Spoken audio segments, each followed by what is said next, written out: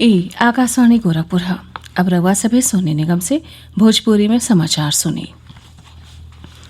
केंद्रीय वित्त मंत्री निर्मला सीतारामन देश में उपभोक्ता मांग में करीब 73,000 करोड़ रुपया तक के बढ़ोतरी बदे 5 गो बढ़न योजना का घोषणा कैले हैं।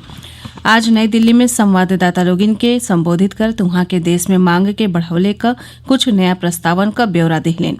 उहाँ के बतौलिन के नया प्रस्ताव का उद्देश्य एलटीसी वाउचर और फेस्टिवल एडवांस दे के मांग के बढ़ावे के हवे।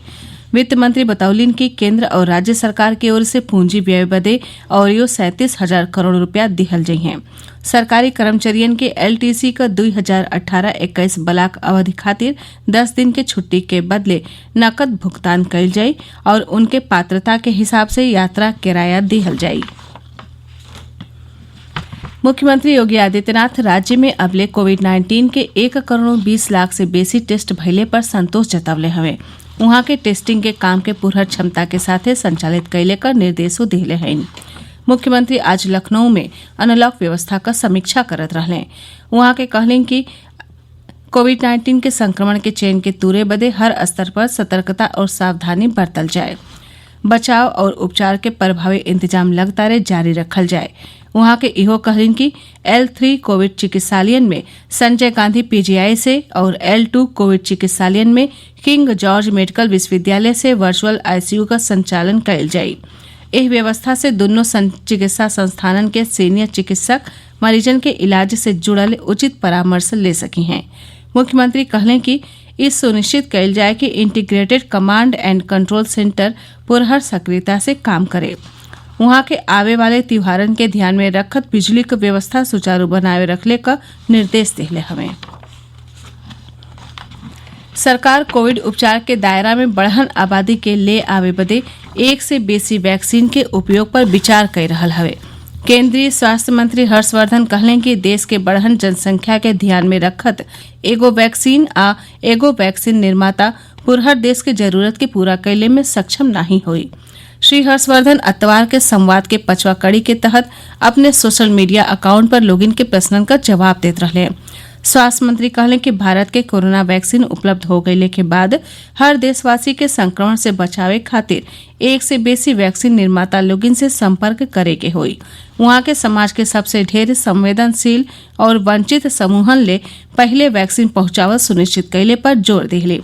डॉक्टर हर्षवर्धन कहलें कि भारत में सज्जो कोविड वैक्सीन परीक्षण के पहले, दूसरे आ तीसरे फेरा में हवे और परिणाम का इंतजार हवे।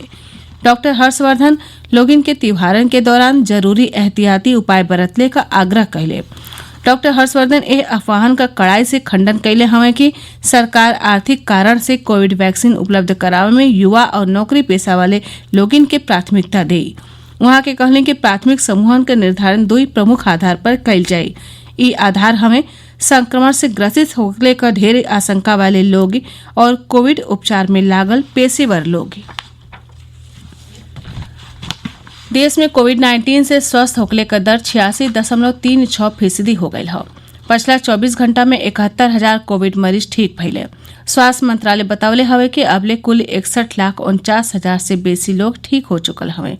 मंत्रालय बतावले हवे कि कोरोना संक्रमण से ठीक होने का दर बढ़ले से संक्रमित लोगिन का दर 12.10% रह गई हवे।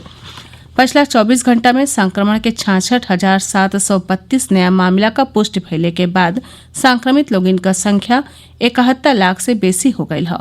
स्वास्थ्य मंत्रालय बतावले हवे कि इस समय मृत्यु दर 1.53% हो गई है, जवन दुनिया में सबसे कम हवे।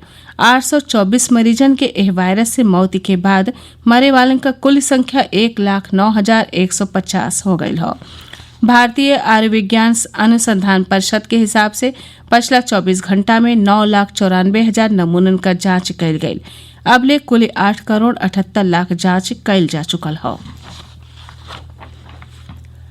मुख्यमंत्री योगी आदित्यनाथ समाजवादी चिंतक डॉक्टर राम मनोहर लोहिया के पुण्यतिथि पर उन्हें श्रद्धांजलि दिले हवे। वहां के कहली कि डॉक्टर लोहिया का समाज में फैलल हर तरह के जड़ता के खिलाफ संघर्ष सज्जो लोगिन बदे प्रेरणा स्रोत हवे। मुख्यमंत्री राजमाता विजया राजे सिंधिया के जयंती पर उन्हें नमन कैले हमें। वहां के कहने की उनका दृढ़ता, सौम्यता और त्यागपूर्ण जिंदगी जनप्रतिनिधियन के बदे अनुकरणीय हवे। एकरा साथ ही भोजपुरी समाचार का ई बुलेटिन पूरा भइल। नमस्कार।